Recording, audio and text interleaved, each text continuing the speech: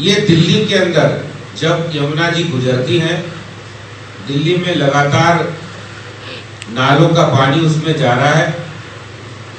पूरी लगभग 22 किलोमीटर का सफर दिल्ली में यमुना जी तय करती है, जो कि पूरी यमुना जी की लंबाई का 2% है, 2% है।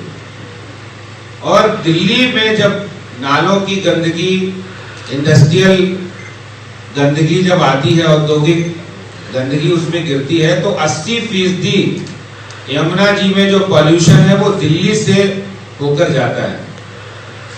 और जब भी इनकी बात करो कि भाई आपने यमुना जी ने काम क्यों नहीं किया जो आपने वादे किए, तो ये कहते हैं कि हरियाणा और यूपी से पानी गंदा छोड़ा जाता है। इसकी असलियत भी बता देता हूं मैं आपको कि जिस समय जो दिल्ली पॉल्यूशन कंट्रोल कमेटी है, टीपीसीसी, उसने जब पल्ला के अंदर जहां हरियाणा से एंट्री करके यमुना जी का पानी हरियाणा से आ रहा है, तो बीओडी लेवल सिर्फ 2 था।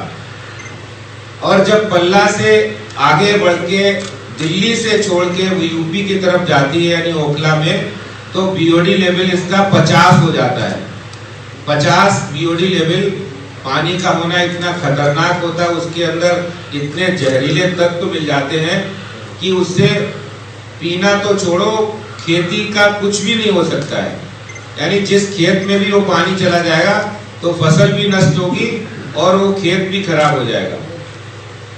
और दिल्ली के अंदर 18 बड़े नाले हैं जहां पर अनट्रीटेड सीवरेज का पानी उसके अंदर जा रहा है, जिसकी एक वानगी हमारे सांसद जी जो वहां गए आपको सामने दिखाया, पूरी दुनिया ने देखा है। और ऐसे हम हर जगह दिखा सकते हैं और दिखाएंगे आने वाले समय में।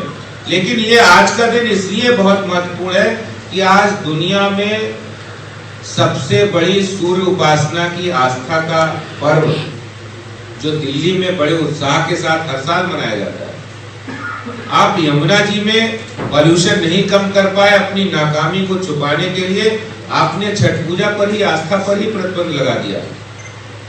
आप देखिए जो 18 नाले जो एसटीपी प्लांट लगने चाहिए, वहां पर काम होना चाहिए, वो दिल्ली सरकार ने नहीं किया। केंद्र सरकार ने 18 नालों से लगभग 3500 मिलियन लीटर गंदा पानी प्रतिदिन यमुना में बहाया जाता है।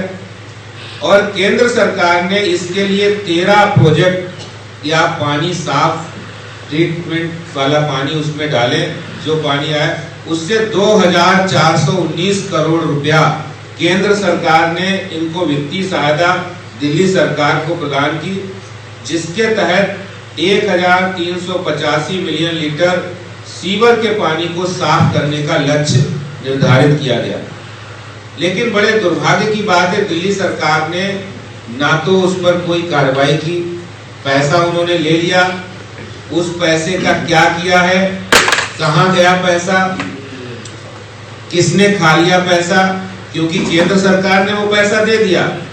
देखिए, मुझे लगता है कि दिल्ली जल बोर्ड ने 1-2 दिन पहले एक प्रेस रिलीज दिया था और उन्हें जहां की तस्वीरें एएनआई के माध्यम से आ रही थी, यमुना बराज, वो ओखला बराज की वो तस्वीरें थी, तो वहां पे उन्होंने पूरा का पूरा आई थिंक उसकी कैलकुलेशन दी थी कि वहां पे करीब 155 एमजीडी पानी आता है रोज, और उसके अंदर से करीब 105 एमजीडी पानी जो है वो हरियाणा से आता है,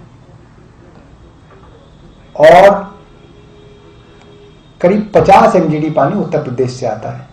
एक नजफगढ़ ड्रेन के थ्रू आता है, एक गाजियाबाद ड्रेन के थ्रू आता है।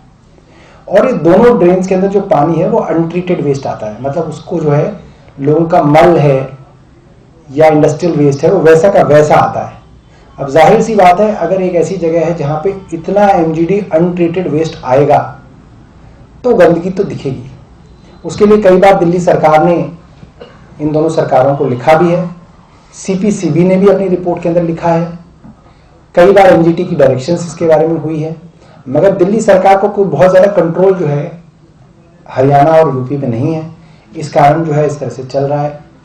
और वैसे भी वो जो यमुना बराज का इलाका है वो यूपी इरिगेशन बोर्ड के पास आता है, वो दिल्ली सरकार के अधीन नहीं है, मगर क्योंकि दिल्ली के बहुत सारे श्रद्धालु जो हैं वहाँ पे छठ पूजा मनाने गए हैं, तो सरकार की कोशिश ये है कि वो जो झाग वगैरह जो है उसको हटाया जाए। मुझे लगता है इसीलिए वो कोशिश हो रही होगी।